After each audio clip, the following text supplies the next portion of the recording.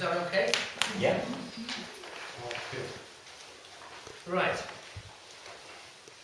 The illustrations which you see speckled through the text are of lotus flowers, because they're symbols, literally, of consciousness rising, which is the theme, ultimately, of this little piece.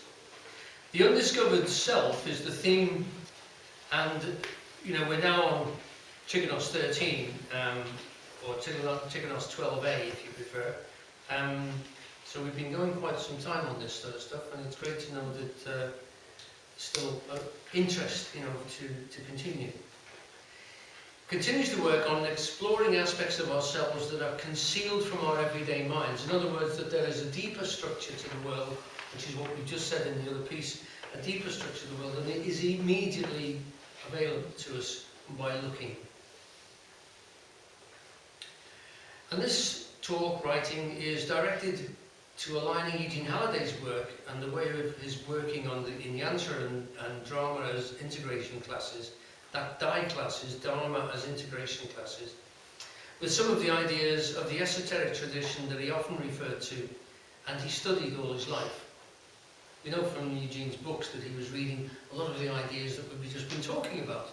He used to subscribe to The New Scientist, etc., and a lot of his books are on the philosophy of science and on the esoteric tradition. The title itself comes from some of Jung's later writings, focusing on the need he saw in this modern world for an individually achieved ethical and spiritual integrity. This chap Jung, a great psychiatrist and psychologist, was literally writing at the turn of the century and directing his attention towards ethical and spiritual integrity. He started off as a student of Freud's, but his work diverged quite a lot from Freud, and he actually was working towards the same sort of goals, I would suggest, that Eugene was working and that we're working here and now. That is, in his words, a self-aware individuation. The ethical and spiritual integrity, I'm identifying and saying it was the same self-aware individuation, in opposition to the mass psychology that he saw generated by global political and scientific materialism. To him, this situation could only be solved, and we could only be saved as unique individuals by individually opening up to our own religious, instinctive attitude and exploring our inner human reservoir of symbolic meaning. This seems to me to be a blanket description of what we do here, and is indeed a mainspring of the Eugene Halliday Association. Eugene put it this way: the great religious contemplatives, in their investigations of the depth of the human soul, have found forms of mental activity quite different from those of the waking state.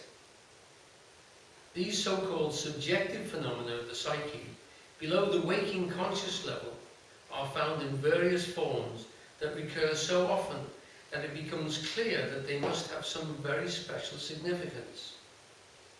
These special forms we call symbols. Jung was the most influential psychologist to take the mythic and symbolic realms seriously in his work. Most people over the last 100 years working on esoteric ideas, as we do, will have done so after either reading Jung's works directly themselves or second-hand through the many major writers that he directly influenced, and many more that he indirectly influenced. This is because for so many years he was the only serious voice that the scientific, or at least the academic world, would accept. So that when I, and many like me, came to present a mythically themed thesis in literature, mine was on Shakespeare, we couched it in the terms and theories that Jung had made culturally justifiable. Okay, does that make sense to everybody?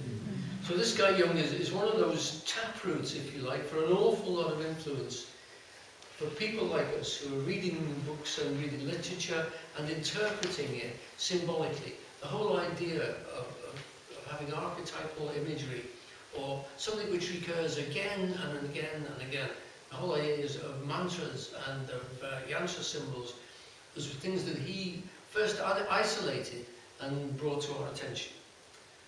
And he's saying that these things are embedded in our psyches. They're, if you like, concealed in the workings of our mind. But if you look across groups of humanity, you can see the same symbols coming out, these same forms. Jung's idea in The Undiscovered Self was that although governing organisations tried to impose order on the world, their mass processes were in fact the opposite of what was needed. He stated that uniqueness was an essential aspect of the fabric of the world, and particularly of human consciousness. Like before, when we were just discussing some ideas, and like even in the scientific world, when these ideas come out, there is a consensus as to what is thought, but there's a hell of a lot of uniqueness as well. There isn't sort of just one opinion, there's lots of unique opinions where people take information and interpret it themselves, and their awareness of that and their understanding is quite unique. And Jung was pointing to this fact, certainly back in I think it was written in the 50s, but he was already pushing these ideas in the 30s and the 40s, saying this uniqueness is desperately important. And there's a great quote here from him, that these mass processes were in fact the opposite of what was needed. He stated that uniqueness was an essential aspect of the fabric of the world, and particularly of human consciousness. The distinctive thing about all real facts is their individuality. He makes the wonderful point that we could say that each stone in a bed of pebbles weighs an average of 145 grams. But in actuality, this means you could go through the whole lot and not find a single one that weighs exactly 145 grams, sorry. So in each case, considering only their weight, none of them would be average or normal. They're individuals, and their range of difference could in fact be immense. You could have an enormous one and lots of tiddly ones, but they'd still come out as an average. So talking about the average of a situation, or narrowing things down, literally destroying the individuality, is meaningless. Not to put too fine a point on it, one could say that the real picture consists of nothing but exceptions to the rule, and that in consequence absolute reality has predominantly the character of irregularity.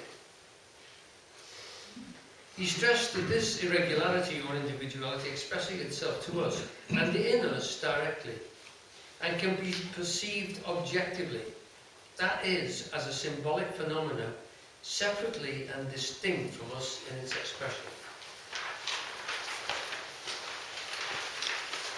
Everyone okay with this so far? Any violent objections? Or gentle objections? Civilized objections?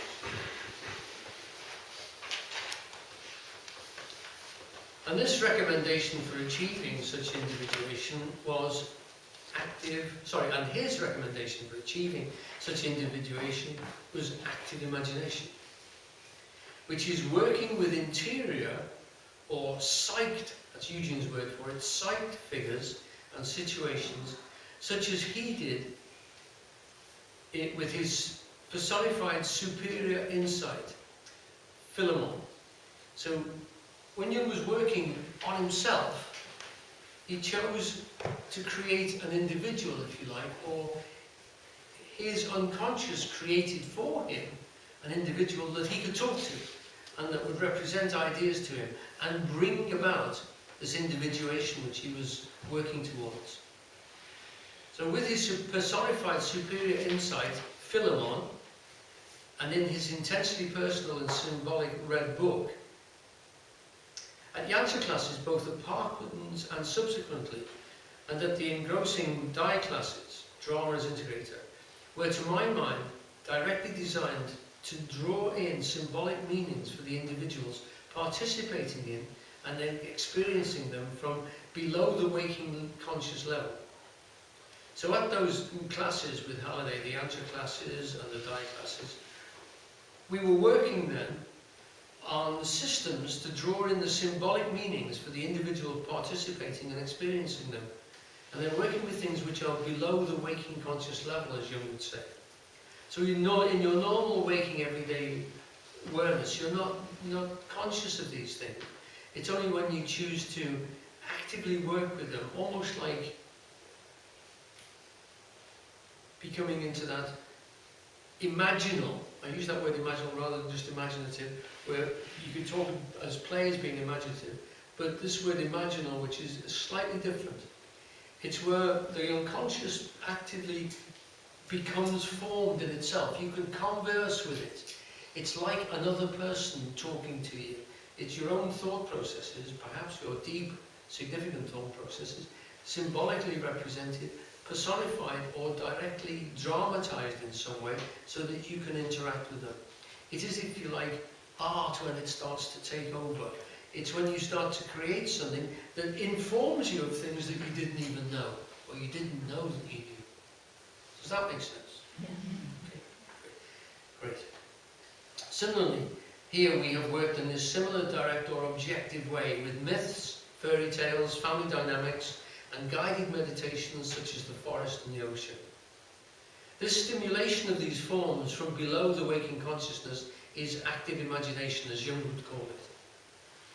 It is not objective, as material situations are objective, like we've just been talking about, objective things, things which can be factually assessed and measured and codified in certain set definite language, mathematically rated.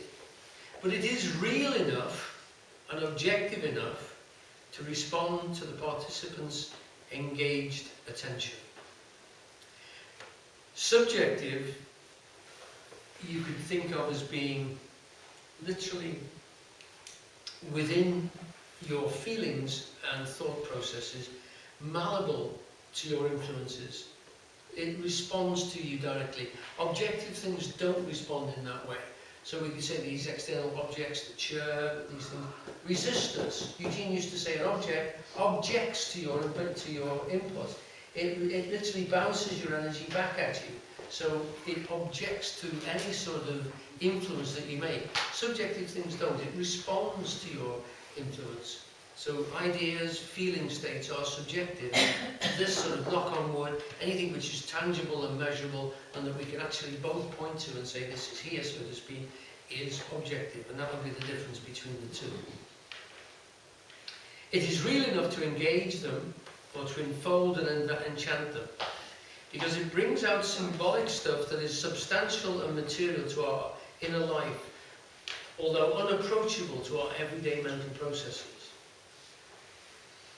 Our dreaming subconscious and our waking consciousness are confined in general to sequential or serial thinking processes which present images one after another in what we call a train of thought.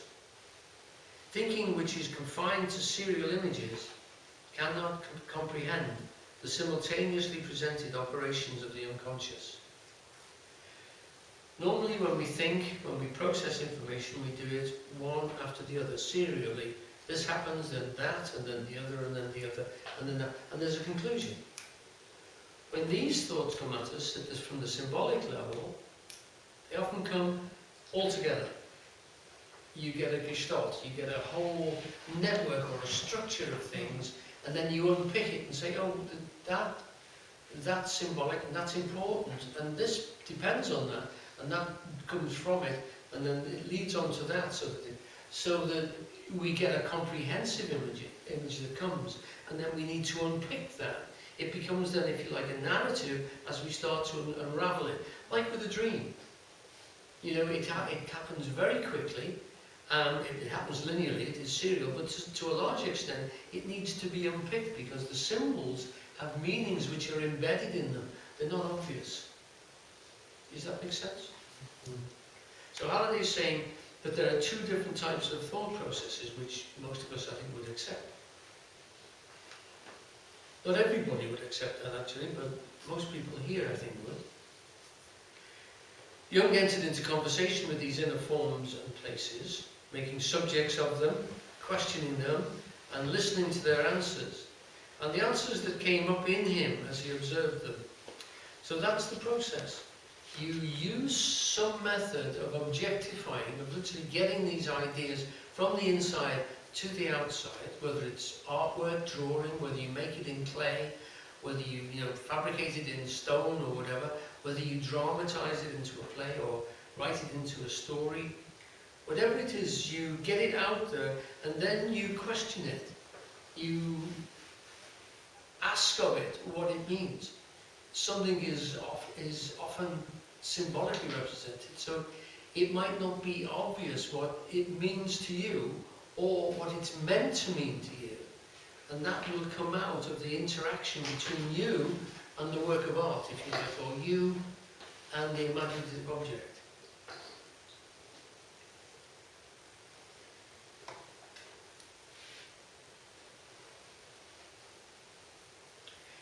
Read that again. Jung entered into conversation with these inner forms and places, making subjects of them, questioning and listening to their answers, and the answers that came up in him as he observed them. In this way he received revelations, that is, information that we previously did not know, or that we are now seeing revealed in a new light. Just a little note there at the bottom of the page. Two of the guys that were working, two of the psychologists that were working to publish Jung's Red Book after he died, both stressed their astonishment that in his extensive work of personal self-analysis, that in this Red Book, which he worked on his own processes, he uses no psychological terms, but only symbols and imaginary figures and situations.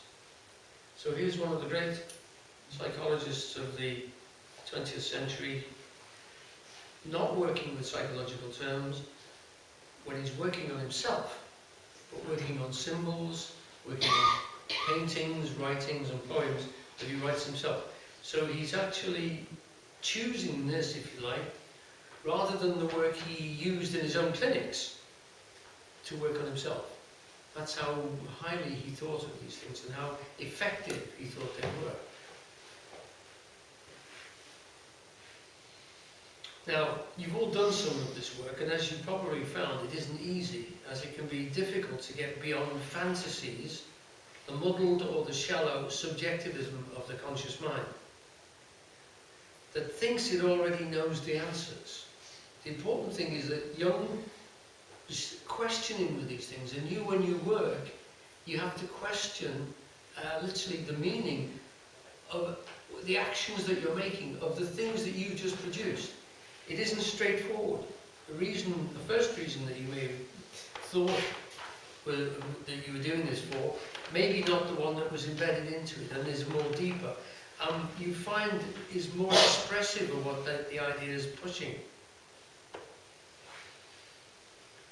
Let's do it again. As you probably have found, it isn't easy. It can be difficult to get beyond fantasies, the muddled or the shallow subjectivism of the conscious mind, his words, that thinks it already knows the answers, and to listen and watch just what arises for us.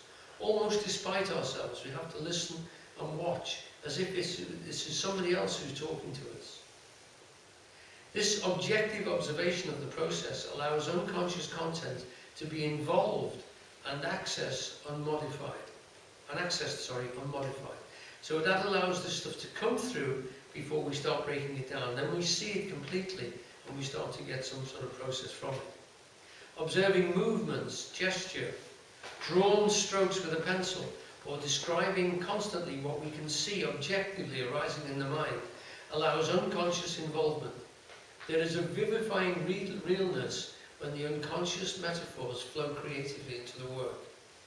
This is very similar to meditation, where you disengage, you become the conscious space, if you like, and allow the thought forms or the perceptions to come in, and just watch them first of all. Not to question them initially, but to see what's there. Often you're really, it's amazing the processes that go on. And what is fascinating is the amount of creativity that there is in there.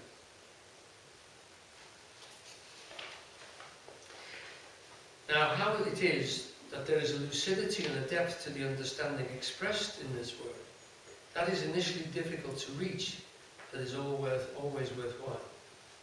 It seems always to relate this situation before us, whether drawn, enacted, written or told, to the greater situation, to the world or the wider human context.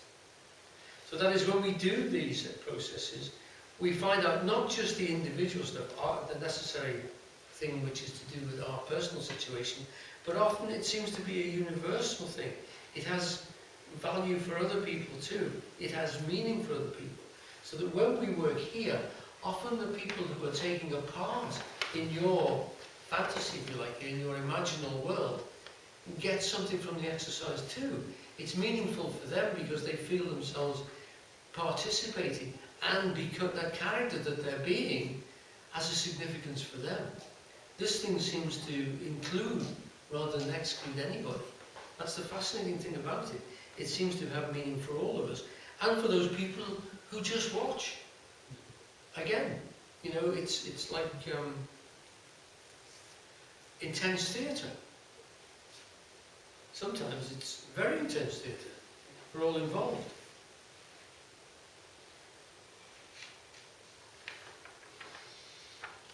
It always seems to relate the situation before us, whether drawn, enacted, written or told, to the greater situation, to the world or the wider human context. As Eugene mentioned above, it places, or rather replaces it, and us, more into relation with the simultaneity or non-seriality of the great field of life.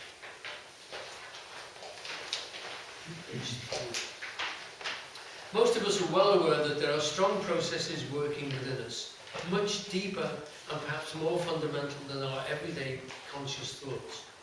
But if the conscious and the unconscious can link together in symbolic presentation, it triggers what Jung called the transcendent function, a shift of emphasis beyond literally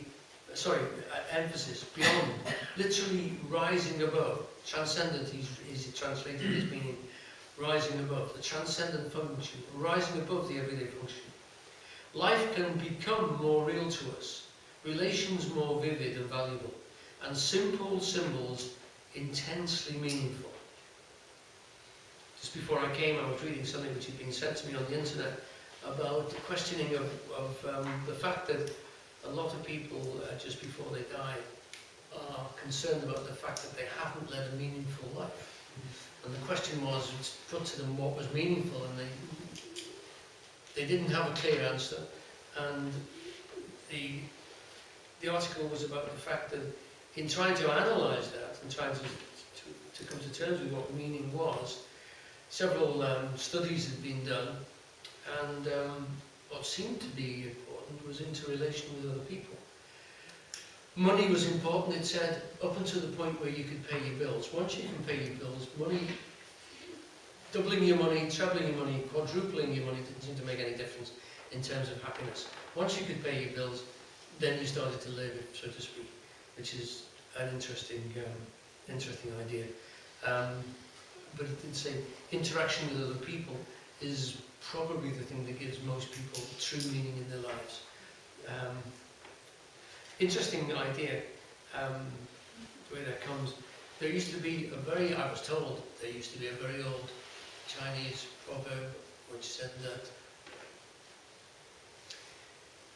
if you earn 3 pennies or 3 pounds or whatever it is in Chinese money, then the first 2 pounds should go for your rent and your food, and the other pound should go literally for art, enjoyment. Literally something that extends your life into the cultural field of everybody else. So, interesting that they come back to pretty much the same conclusion in terms of finding what seems to perhaps give us meaning. I mean, for each of us that would be a different thing, but meaning did seem to come out from the study as being interaction with other people and how you work together. Other people helped you and you helped them. fact that you were able to help people is very important. Even down to a cellular level, it was suggesting. Literally the number of infections that people got and the amount of illnesses that they suffered and breakdowns of their body.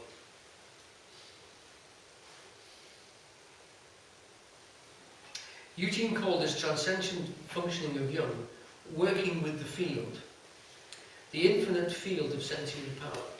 To Eugene, this unconscious and undiscovered aspect in our work is for individuals as souls, to use an older word, to link ourselves back to an efficient relation with this vast field of functioning interrelationships. And to him, these were dynamic, always moving and creating change. So always and only ever accessible in the now. This point is that, you should never feel that you've got things sorted out finally. What you've got is a living, moving nowness response to the world, which will be different and constantly receiving new information, new developments, new relationships with everybody else, and with the matter, with the material structure and the information about what this world is made of. It's not still. It never is still. It's constant more information coming in. And constant change seems to be the only constant that we have. And in dealing with that, you have to be open, but to work with it, to see it, if, as you like, as a creative response. For Jung, ultimately, this unconscious would draw upon the great collective unconscious of all human life. For Halliday, even this was a limitation, and that such was unnecessary. His field was the unlimited substance, or the infinite sentient power of the universe, the Ungrund of Jakob Böhm, the Pleroma of Plotinus, and the great Tao of Lao Tse. In that sense, he sometimes used the word cosmos rather than universe, preferring the word that references that this great field of life is harmoniously ordered and hence beautiful and meaningful and is interrelating and interfunctioning. Does that make sense? So that for Halliday, Jung's idea was, if you like, the collective unconscious was a bit small. Go bigger than that. And the very structure of the universe itself is a harmonic whole which will work with you. It responds to you. It responds to your conscious awareness in a way that is meaningful and enriching. In other words, you're a part of this great harmonic and harmonious field of interpenetrating life, and that as soon as you become consciously aware of that, it responds to you in a different way. You get fed, apparently, more relationships. You may have noticed that. You become more involved in life the more you allow yourself to be conscious of different levels of it speaking to you.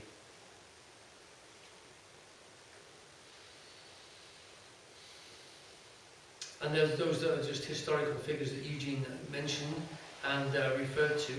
And so that this idea is not new, this idea that this universe is alive and living with us and through us. Vast though it is now described, and we've just been through the vastness of it, it is still alive and responding with us and to us in its vastness, if you like. Still with me? Now, we have a thing here. If you are, you nod your head, and if you're not, you shake your head. It's group participation, but right. Anybody want anything going through again, or it doesn't seem to make sense to them? Sounds very, very impressive, this. I can't believe for 1 minute I've got it right like so much. Okay. Can I go like that early on? Yes. I'm working on that page, I'm afraid. You said you didn't think that thoughts were energy. Which one? Where are we now? On that page when we started. No, I'm not going back to that one because I want to leave that one, yeah. That was a separate thought, but we can talk about it. No, it's actually over here. Okay, cool.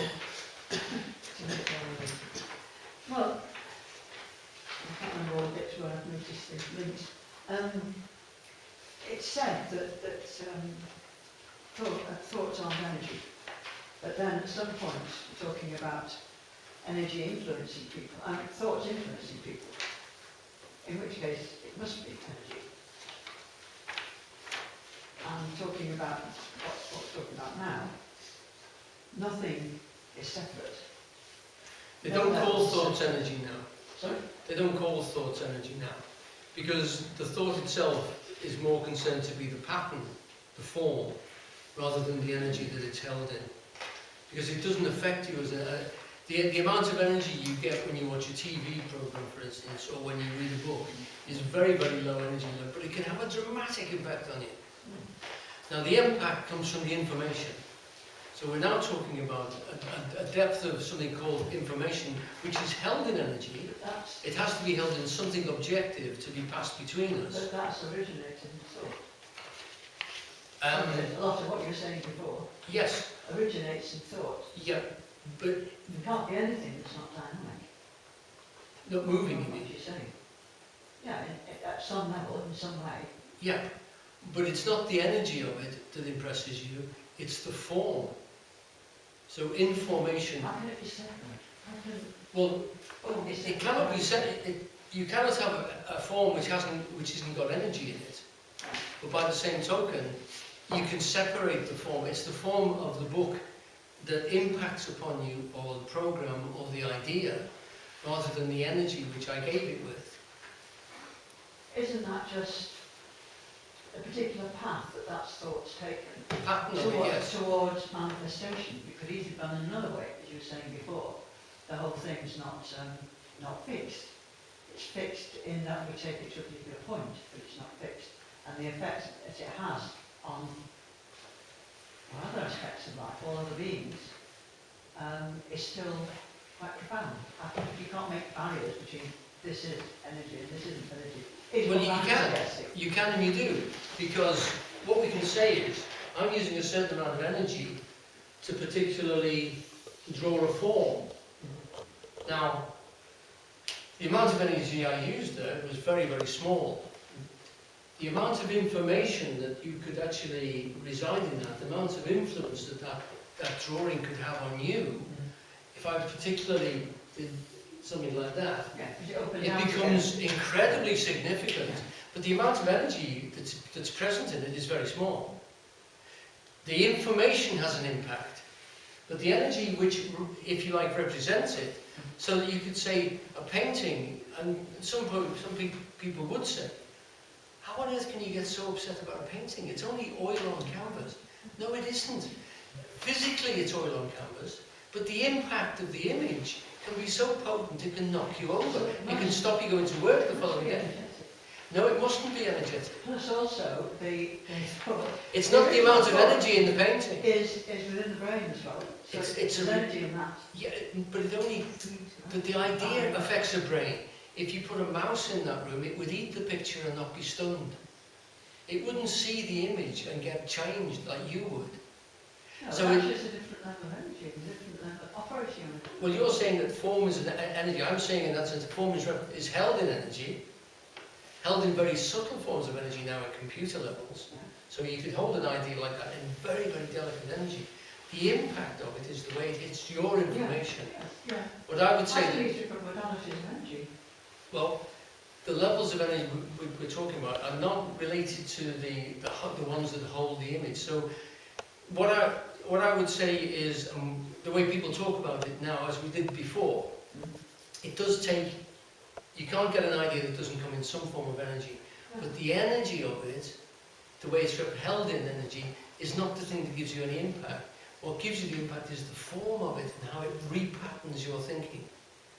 And a lot of people could look at that and get very, very little of it, very little from it. They're getting the same energy through their eyeballs, but they're not getting the same impact that somebody with a structured, informative mind will get from the same thing. The perception.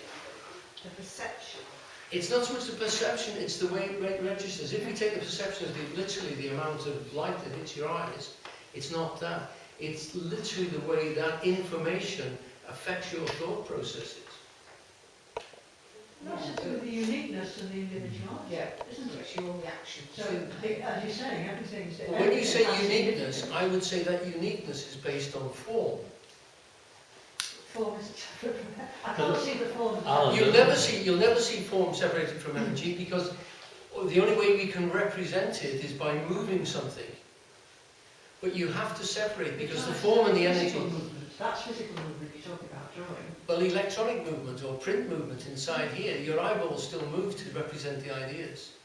It takes energy to hold anything, but it's not the energy in the idea, it's the form of it. Yeah, okay, that's points of transformation of that same energy.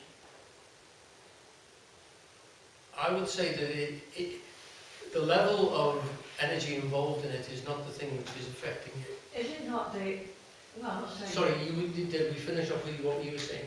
well, I'm just thinking now about what you said and what I felt about particular art on canvas. Mm-hmm. And I'm thinking that I perceived it, and then I felt the ecstasy or whatever I felt, I perceived.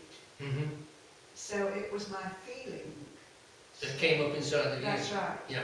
Yeah. I would suggest that that came from the information rather than the amount of energy that was put into it. I would agree completely. Yeah, and sometimes it would be, with some things like pieces of music perhaps and dance, it would maybe be that the energy as well, the dynamics literally of the level, if you like, of the loudness and thing, which had an effect as well. Same with painting. Same with painting. Yeah. You're working from emotional energy, form energy, Mm-hmm. physical energy, and making a painting. And then it sort of moves towards this manifestation of the image. Yeah. And that's again, somebody looks at it, or the painter looks at it, whatever. It then opens out again, because there are so many different ways in which receiving that can go. And it depends on the thread that you're following, the path you're following at that particular moment. Because, as you say, it's constant. You look at the painting another time, it would be different perhaps. Yeah, because your information is different.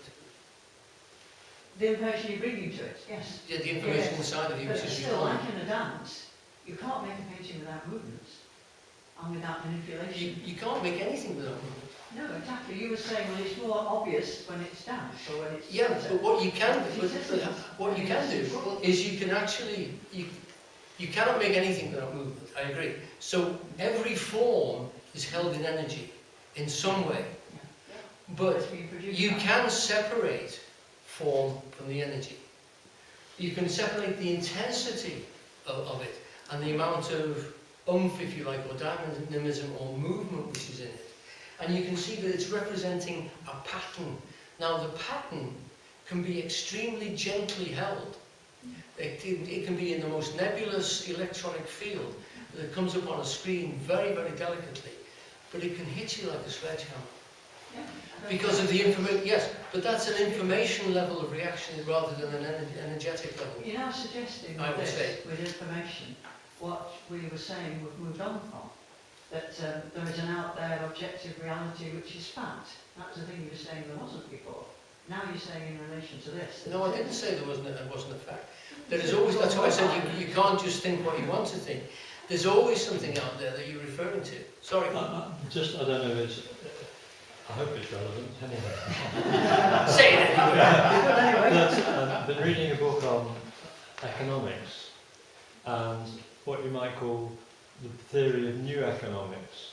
And it seems to imply that energy, what economics has always been based on the amount of energy, and the results are seen as being energetic. But what they find in our information is that the energy is getting closer and closer to zero, but the effects are greater. Yeah. So, in a sense, it seems to imply something that it resonates with something you're saying. It's very subtle, and it's not yet. It's there, and it's very hard for us to understand this because we're not prepared for this change of going to zero, going to very low levels of or zero energy, if you like. Yeah.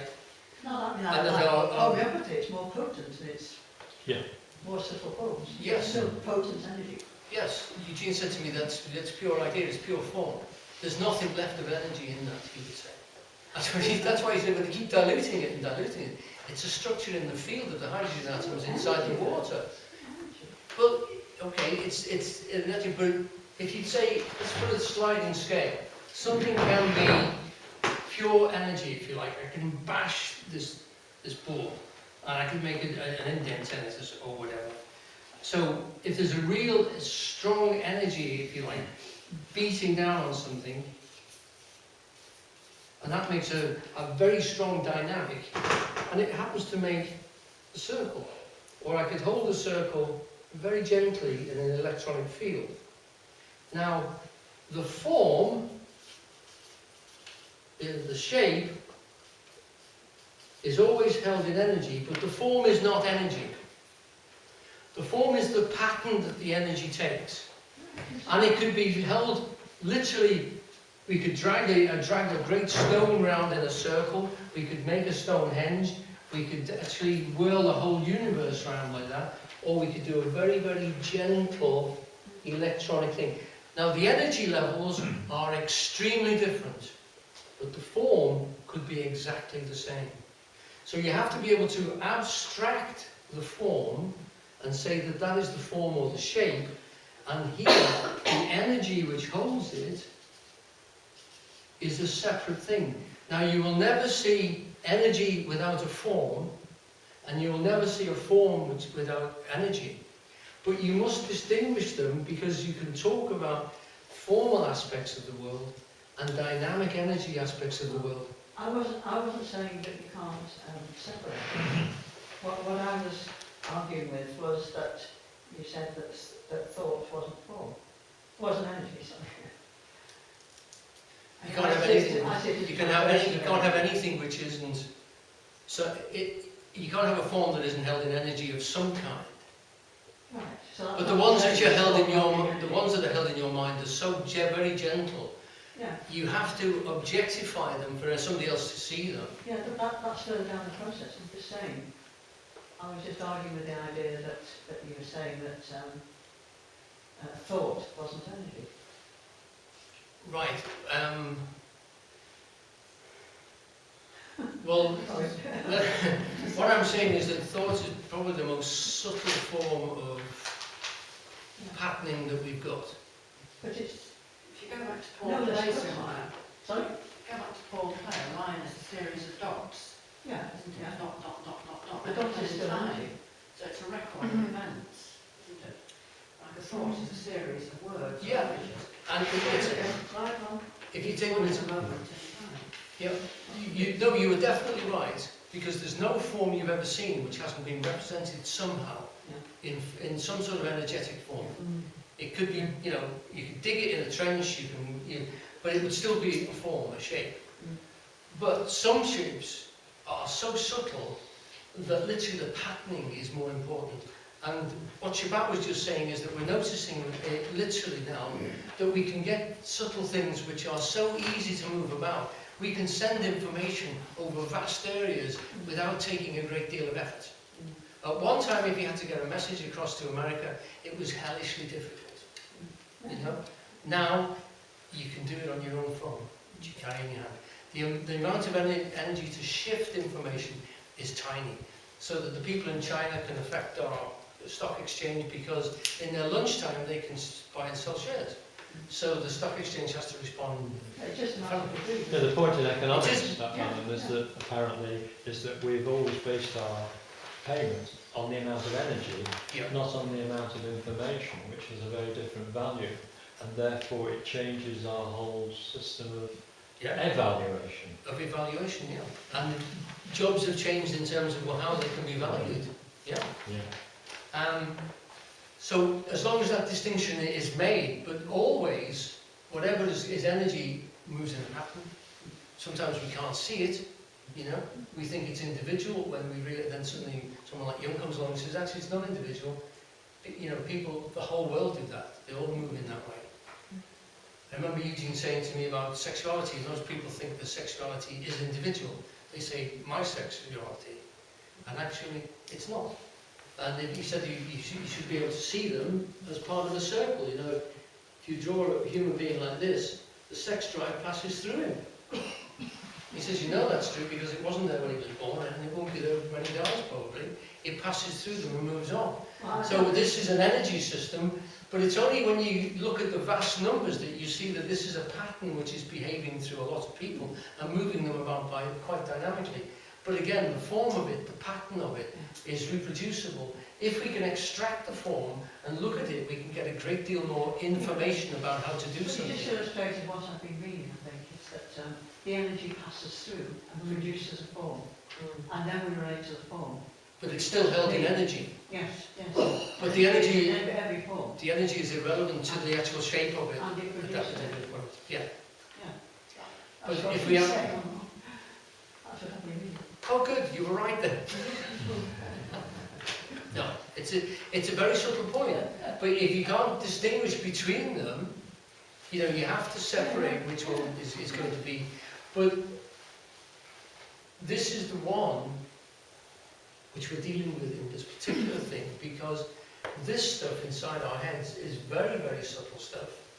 And it doesn't literally often rise to the surface because it's overlaid by the amount of concentration that we put on other levels. Are you equating energy in this the way you're talking with effort? In that sense, yes. In the sense, Yeah. because, you know, Yeah. energy is intangible, isn't it? It's not a tangible. It's not, Well, it's a construct. yeah, tangible It's means, actually, it's, means it's touchable, a so, construct, isn't it? And when you're talking initially about anything only existing insofar as consciousness, as the observer, the conscious observer, it's all held in consciousness.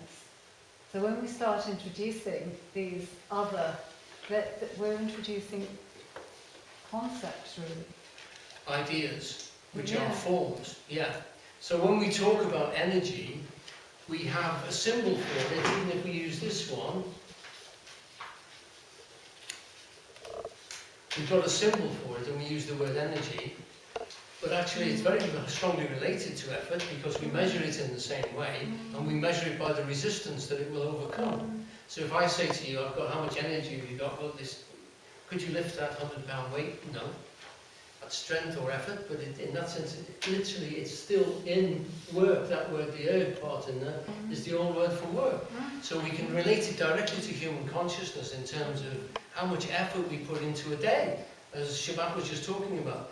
So in our consciousness, we represent even something like effort symbolically here, and we can manipulate it that way, but there's no doubt at all that we can actually feel energy and we can feel the effort of it that it takes us. We know it's much harder to walk uphill than to walk downhill, and that's part of the work that we feel our bodies doing at any We do, time. because we're symbolic. We seem, as beings, for whatever reason, we think in symbols. We're symbolic Yeah, beings, yeah.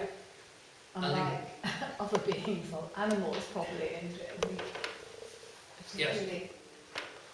In that sense, we can't know. There seems to be a lot of suggestions that they Yeah. have thought processes, but it's difficult for us to elucidate them. But again, it's the way we see them behaving. I'm just struck with, for instance, the work they did on chimpanzee groups with Jane Goodall. The social structures which they had seem to be very, very similar to village life. And it's remarkable if you ever read her stuff, just how many of our institutions seem to be mirrored in chimpanzee life. But and it's even worse when you get to bonobos. But it's a fascinating thing to see how these structures are inherent. In traditional Chinese medicine, we have this concept, of course, of qi energy. And it's very interesting of talking about patterning because all diagnoses in Chinese medicine are related to what we call patterns of disharmony. So the pattern arises because the qi has become disharmonious for some reason or other. But it's almost as if the patterning is just a transition, in a sense, between energy and its manifestation, which is then illness, you know, through through the patterning, Yeah. the disruption becomes more and more manifest, more and more physical. So I am struggling with this. I really hear that I can't see. I find it very difficult to separate form and energy, because the patterning is a transitional part of manifesting energy into form. Mm-hmm. That's what I've Yeah. So I hear what you're. I can sort of hear the words. I don't really understand any of this economics, but I can really understand there's a perceptual change here. But I suppose what I would question, without understanding it, is how true is that perceptual change? How true is this? When you were Well, saying what's an interesting thing is we're talking about an idea, Mm-hmm. but because it's an economist who's talking about it, but that idea is all real economics. yeah. Follows from the idea. It can't exist. In a sense, they don't say it in the book because it's not what it wouldn't sell very well. But what we can say here is it actually makes the real. It is more real than what we call real. And Yeah. isn't that? Yeah, it's a hidden system, Yeah. which once we actually find out, Yeah. these are algorithms they call them now, don't Yeah. they? These Algorithm. algorithms, Yeah. they function in this way, and they've been there, if you like, hidden in these processes for a long time. Yeah. But once we start to extrapolate them, then we notice that a little bit of tweaking of these sort of things makes a heck of a lot of difference. I'm just trying to think of an analogy which Halliday gave me once when he was saying if you put a human being like this, with the belly and the chest in between, he said that up here is very subtle stuff. So subtle that you can change it very easily. Easily changed. And down here, stuff is very intensely held, and it's very strongly patterned with a great deal of effort and bound into it. And here, it's very difficult to change. And he said, in the old days, they used to describe this like a river. And you cannot shift a river at its estuary. It's vast. It's impossible to move. But the same river can be easily deflected when it's a tiny spring. So if you change up here, these subtle levels, and you do that with information, you can change the way you feel, you make it modifiable here, and then you can change these deeply structured patterns and change your life. And so you work that way, literally going through the flow. This is where the flow patterns happens. If you change the ideas up here, you change the way the energy flows into these structures here, and these patterns can be changed that way inside a human being. But it takes time for that to happen. That's levels of mutability. Levels of mutability. Usability meaning change, yes. The ability to change. Yeah. But he also said, and that fits in with that, I think, that words are pockets of energy. And they're forms. Yeah, everything is a packet of energy. You can't think of anything which isn't So thoughts energy. are energy. But the word energy then sort of disappears in its meaning. What it means is something that's moving. That's all it means. What does? Energy. Yeah. It just means something moving. Yeah. Well, if I say, but I'm stressing the pattern of it rather than the energy of its movement. These are points in a line of movement, just like Paul plays dots in a line. And it doesn't stay. So our feelings energy. Yes. And we have reactions to it, or responses to it, which change. Well, you see, That sort of pathway. if there's something moving, then you'd have to say there's energy. There's some, the very movement itself, we tend to think of it as something like electrical energy or physical energy, but it just literally means something moving. The dynamism means the same thing. So, for us to recognize a pattern, we have to see it in terms of movement, but actually it's not, it's a structure. And if the more we realise that you can only represent a structure energetically by a line or a shape of some description, and that involves a pen or bricks or whatever to represent it. But it's actually a pattern of movement. If we can separate the pattern from it, and as Shabbat says, we can then move those patterns around very easily now. So we can pass ideas literally as structures thousands of miles, when one time it took a hell of a lot of time to do it. So that means that our universe is more information based, and information is far more involved in restructuring situations far quicker. It still involves energy, but the emphasis is at a different end. But the feelings aren't measurable. I mean, I haven't got like a thing on an electric kettle, sort of a scale at the side of me, feelings. There's no way of measuring it. You were talking about the man that was dying, and he didn't feel that he'd had a fulfilled life.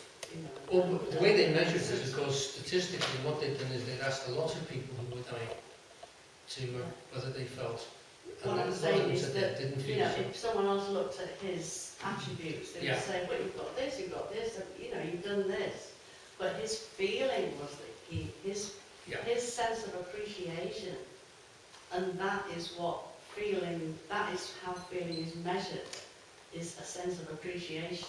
Yes. That in that life was fulfilled. But Or not. We Or can't not, measure it. yeah. Because it's, that person dying, you can't go back and list everything, he's gone. No, but Do you know what I mean? How do you measure? you can ask him how he felt. You can ask him how he felt. Yeah. And if he actually said, well, I actually don't feel as if my life is very meaningful, then if you could then sort of try and talk him out of that if you wanted to. But what they were interested in doing was just asking a lot of people, and they found a lot of people said that they didn't feel their life as meaningful, and that they'd wasted it to some degree. That was the implication. And then when they examined that as to what does it make a person feel meaningful, they found that the initial responses for money, etc., were not. I understand that. What I'm doing is throwing that into the pool. I'm Thank you. throwing feeling into the pool. This is the feeling corner, actually, because Margaret talks about feeling as well. This is the little feeling pool. There's other sort of pools happening. It's wonderful to watch, actually. It's like sort of, it's like a matrix here. There's different things popping up. But I'm throwing feeling into it because it's that appreciation. And does that create thought? Does that create, action? Because it comes from our feeling. Sometimes, and And sometimes, it's received as a feeling. sometimes also. the other way. It's received as a Sometimes feeling. if you've got a good idea, you feel good about it. And that makes you go out and do something about it. My son was telling me a story the other day about they were driving along and they saw this elderly couple homeless on the street, and they were just saying goodnight to each other, and she was just really smiling, and he was like driving along in his car, it was like, oh, okay. See, it's all in the appreciation. Do you see what I mean? It's the feeling of appreciation. And that's not logical, Captain. It's just not, it's not logical. Well, it doesn't. I bet if you talk to them, you'd probably find the reason as to why they've responded like that. But you wouldn't be able to understand it because Well, you in might be your able to. No, judgment, they've got nothing. No, hang on, so you might be able to understand why it was. I mean, I can think of quite a few reasons as to why that would be quite logical. So I'm throwing feeling into the mix, you see. Yeah, I'm throwing it in but there, feelings in the aren't blender. always illogical. A lot of them, they are actually based on good reasons, sound reasons, And you can stand two people at a sunset, and one of them's like, oh my God, I've got to get home for my dinner, and the other one's like, oh my God, look at that. It's just, you know what I mean? It's all in the But there'll be a feeling logic. of appreciation. But there'll also be a logic to that, because they will have given their lives in different ways and to different appreciations of different aspects of life, quite logically and quite rationally. So it could still be based on. I'm going to get back to the text now, though, because I've wandered far away from it. And some people want me to finish. I'll keep that there. I'll keep the feelings in. Yeah. Having slept on the streets once or twice in my life, it was always very, very good to have somebody with me. And I would suggest that that is one of the logical reasons that perhaps those two stayed together, and it was important for the way they felt. Oh, that was the, But that's just something that I'm was the throwing back conclusion at that you. the driver came to, actually, yeah. Yeah. Yeah. Right. Can anyone remember where we were? Page 3, Young and Halliday. Page 6. Jung and Halliday constantly referred to earlier teachers and earlier methods of working. These various other realms of mythic and symbolic figures and places are described in many traditions and are named imaginal, magical, angelic, astral, supersensible, symbolic, fabric, etc. William Blake called them simply imagination, but stressed their difference from mere fancy, by which he meant fantasy. So here I'm trying to separate two forms of, if you like, imaginal or imaginative action. They're thought forms which you have created, but some of them have a sort of a veritas, a sort of depth to them, and others seem to be more flippity-gibbets. And to actually separate between the two is not easy, certainly not easy in the first place.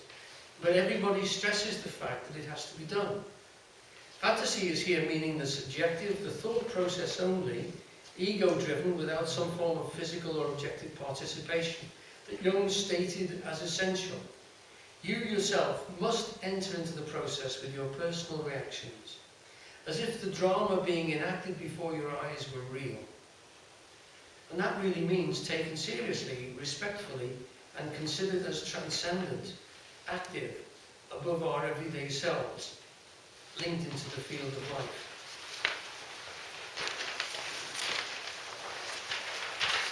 Page 4, top of page 4. The Latin-derived word we may use for feeling is sentience.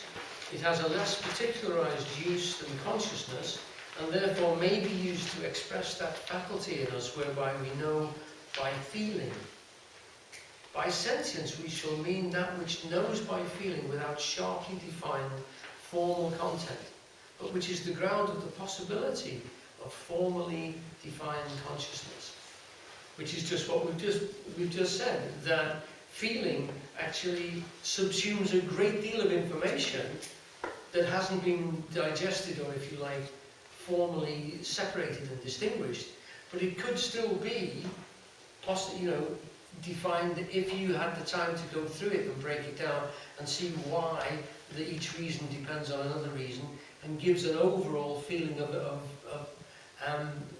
directed towards or away from something. There's a lot of people who are saying now that our initial response when we analyse something is often based on a feeling assessment, which is often, and they were suggesting 70% of the time, is right, more right than wrong. And it's just an instinctive, if you like, or a very rapid analysis of what's coming at you. So there's Halliday saying that by sentience we shall mean that which knows by feeling without sharply defined formal content, but which is the ground of the possibility of formally defined consciousness. So if you looked into it deeply, you might find that it is very conscious and very logical and very formally defined. And this is what Jung is saying. If you look at these myths and these stories and these symbols which your dreams and your unconscious supplies you with, often they're extremely structured and terribly potent. Now this word sentient is particularly used by Eugene in the context of the name infinite sentient power field, where he itemizes the qualities he considers essential to this substance of the great something underlying everything. This word has a history that can perhaps take us a little further into the meaning of this psyching, this active imagination process. And indeed it adds more to the concept consciousness itself, and how we can have conscious aspects that are still very meaningful and forceful in our conscious lives. In other words, we're now going to go on and have a look at this word sentience a bit, because Eugene uses it to mean that feeling that you've just been talking about. So this thing which comes at us as a feeling state before it's analysed into words and structures like this. Not that it isn't analysable, but that it comes at us first of all as a direct feeling state. To be sentient in everyday use means to feel as in able to perceive or feel things. That is the way the Oxford English Dictionary fastens it down. But Eugene draws a wider and deeper context because the use of this particular word has links with an older and very important set of ideas. We are not to assume that the consciousness we experience now is the same as it was with that of early life forms like single-cell protozoa, slime molds or trilobites. Nor is it the same as that of our contemporary creatures such as aspidistras, hive insects or Komodo dragons. We know, for instance, that our personal experience of our own growing awareness has risen constantly from birth and from very early childhood. And it was even a very different experience as a teenager. Our consciousness emerges from a vague unity of feeling and sensation into a world of distinctions, moving from a felt singularity of sentience in a tiny world of our total suckling dependence to a formal, separated and increasingly definable universe, nay cosmos, of people and things understood in very complex interrelations. In other words, we don't expect the consciousness of single cells or slime molds or aspidestras or hive insects like bees to be like our own. We don't expect their awareness to be like our own. We can't say how it would be different, we certainly expect it to be different. And in the same sense, we know from our own awareness has changed over our lifetime. We have felt distinct changes in our experience and our understanding of the world. From literally when we were a tiny tot to when we first became conscious of literally the forms and names of people around us. Does that make sense? Does everybody feel that there is a distinction in the level of sentience that they have now than they had before? Yes. Well, when we were young, babies don't have much consciousness at all. As soon as they're born, they've got very little, haven't they? And then you develop consciousness as you... Tremendous sense of consciousness. Could be a complete opposite. I agree. Right. I mean, except as we come as children, you can't enter the kingdom of God, isn't it? We have to regain that. Yeah, novel idea. Actually, the Romans didn't consider a child was alive properly until it was named, and they didn't consider it was human. In many senses, what you'd have to say it is a different consciousness. I'm sure that they are extremely conscious, but different in many different ways, and that it's interesting. Their consciousness has not been broken up yet. It's whole. Yeah. They're an open sensorium, so there's no distinction. Yeah. Everything just goes in. Yeah, and it doesn't seem to be recorded because very few of us have memories of the first year of life. And It's been But it is recorded. recorded. You find it in Arabic book. find it in Arabic, It's yes. there. Yes. But it isn't distinct, is it really? It doesn't have idea forms in the same way. But no Consciousness feeling. was- Yeah. No feeling is distinct. You're going back into the realm of shape. Well, it can be distinct. You can feel, if you stick a compass in your hand, if you stick it in the finger point here, or in your hand, you'll feel it quite distinct and sharply. If you stick it in the back of your neck, less so. But there are people who can't feel that. Yeah, but there are people who can feel that sensitively. They can open a safe with their fingertips. Yeah. They can't hear it, they can't see it, but they can feel that sensitively with their feeling level, which is extremely subtle. So it can be very precise feeling. But that sensation, isn't it? When you're talking about maybe what's stabbing your finger, you would have called it as a sensation. But there's a distinction between a feeling and a sensation. And the sensation is much more bare-bone experience, isn't it? You mean it's more externally fixated onto the skin surface? It's more immediate. It's just immediate, bare-bone, isn't it? It's what I comes up. I agree with what you're saying, but a lot of people would also say that when you feel sudden deflation, that's as immediate. And it's a distinct sensation. You know when your heart drops down through your stomach and you think, oh God, what have I said? Yeah, but that is actually a sensation. I would say that you would, if I was to say to you, well, could you describe that to me? You would probably describe it, I would say, My heart dropping through my stomach. You would experience it as a sensation Yeah, but of one kind of which there are, many that you could words that you could come up.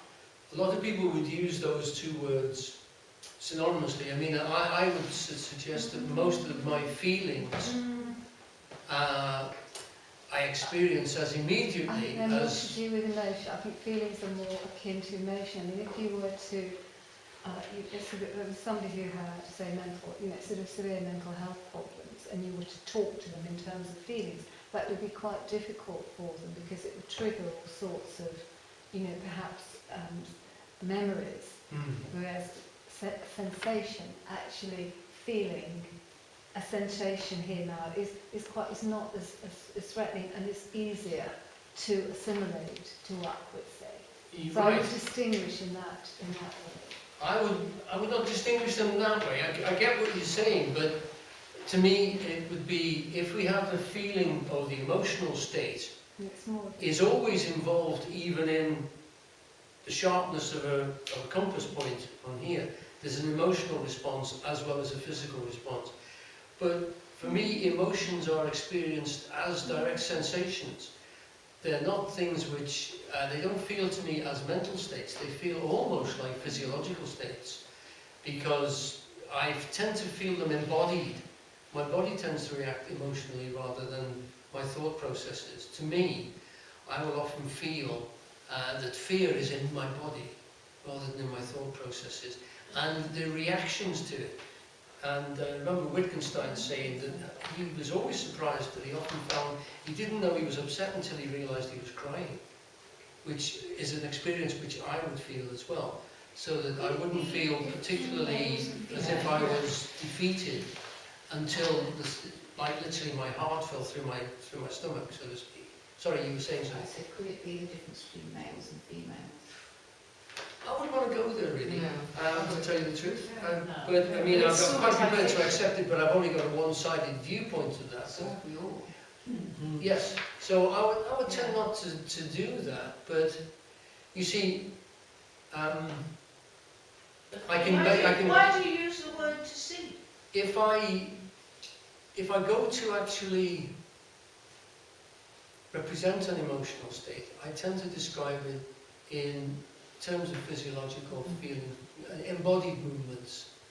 Whereas I can generate them with thoughts. I can scare the hell out of myself with thinking about things, and I know then that it's being generated, but it's a physical sensation.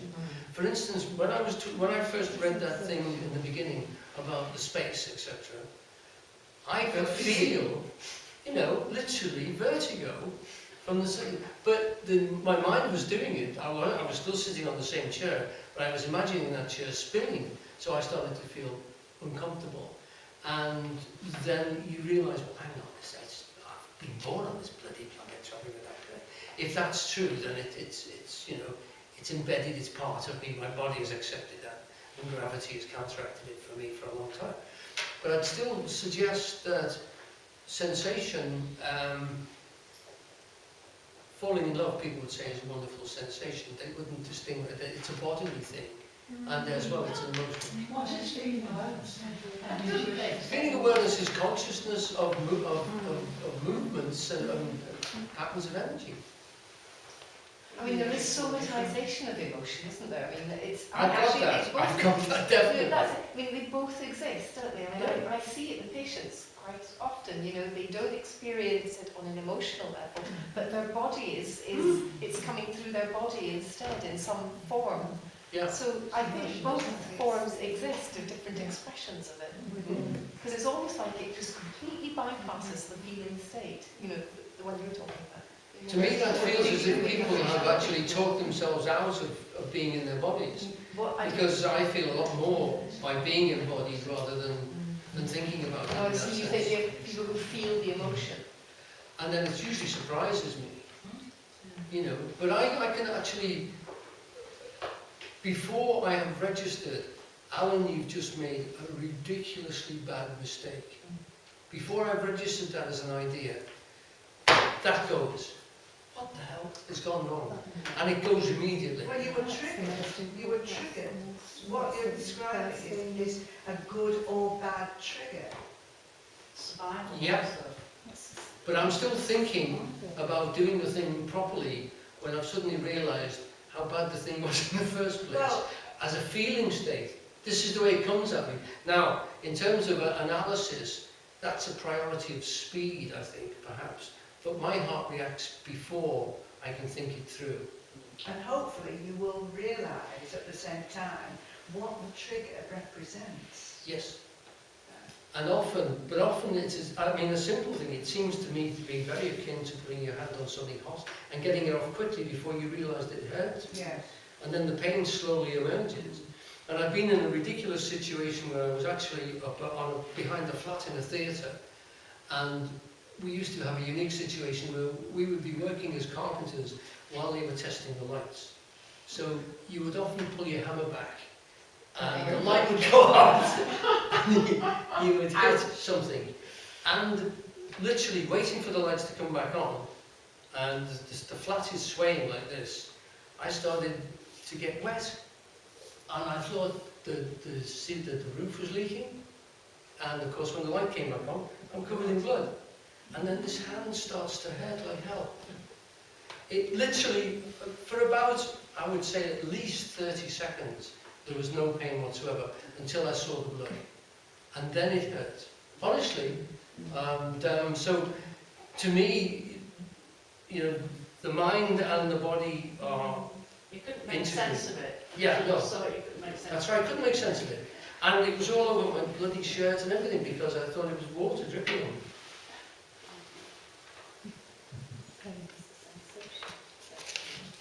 So, but this is what Halliday's talking here with this word sentience.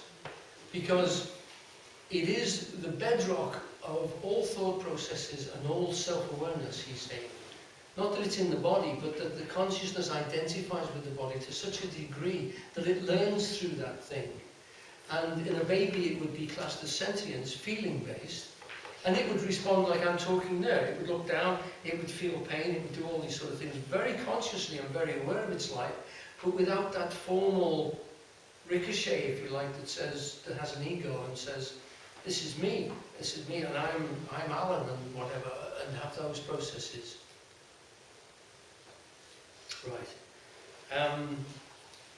Is everyone okay with this? Everyone going through it okay? It's Because interesting. It's very interesting. I hope so it is for everybody. That's why I like you to nod and shake your head about it. Not that you're awake, but that you're actually doing well. It's 10 to 10. We've been doing this for nearly 2 hours. It's meditation time. It's Roy Rogers' time. 10 to 10. 10 to 10, 10 to 10, 10 to 10.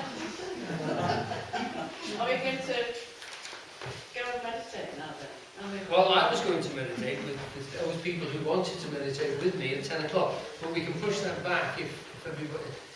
Hands up those people who want to carry on with this for a little bit longer. Some people have had a very long day on. That's true, relatively speaking, yes. Yeah.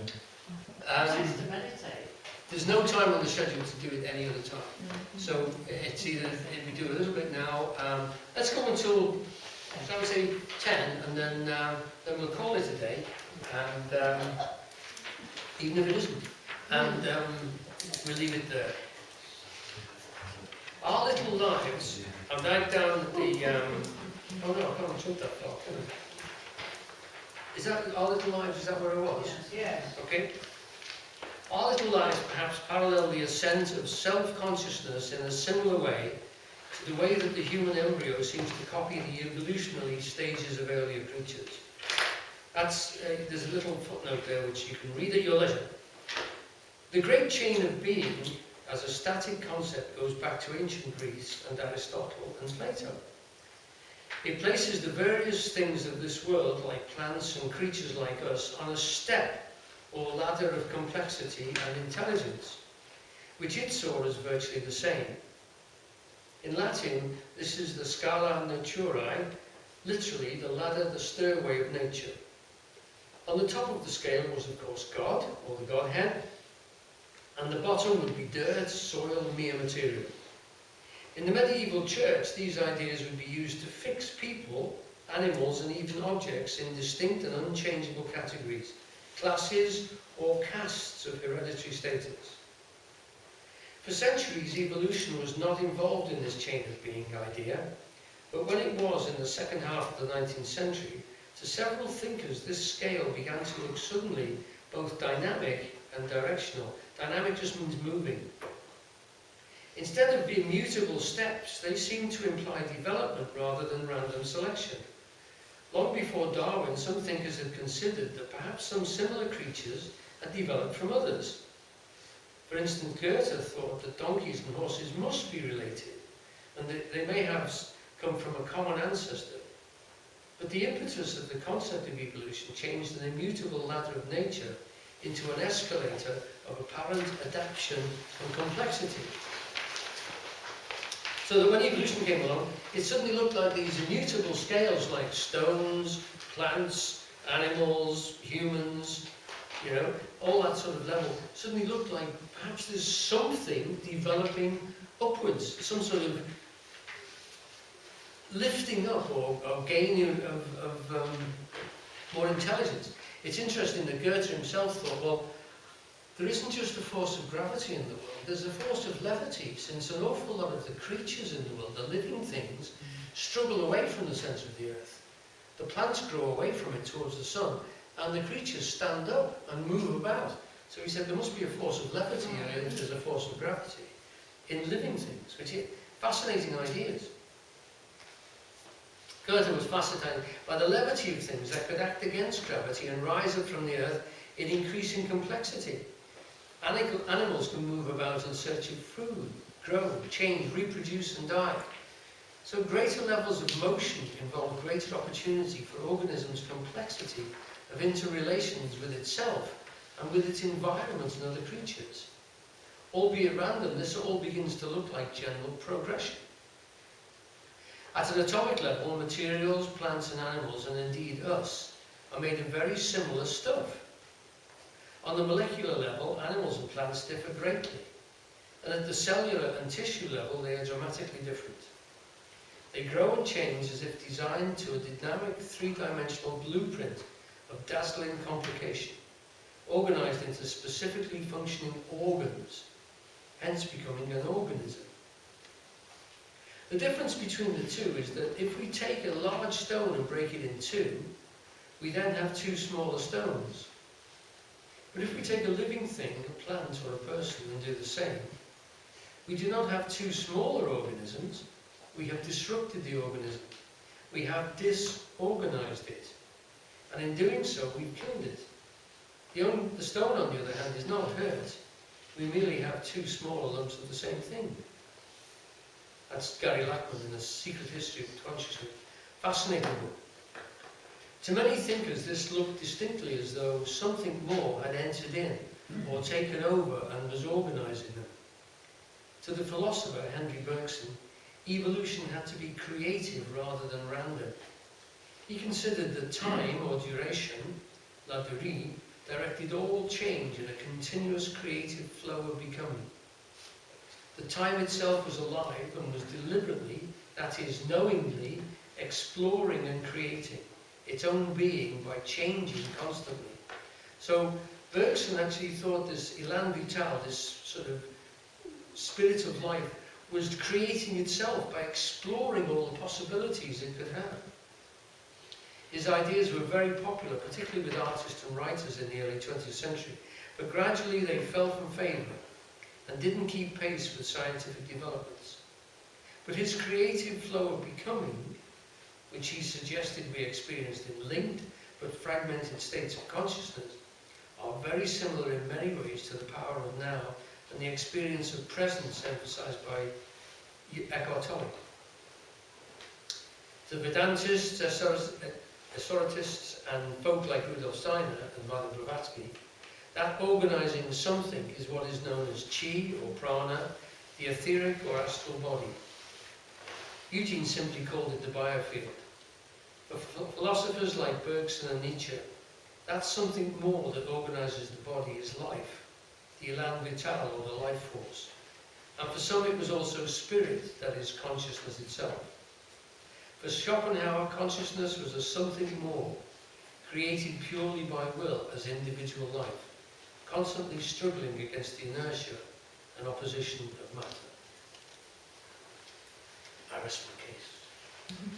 There's a bit more for you to read, only 2 more pages. Thank you for listening so well to me and coming up with some very good questions indeed.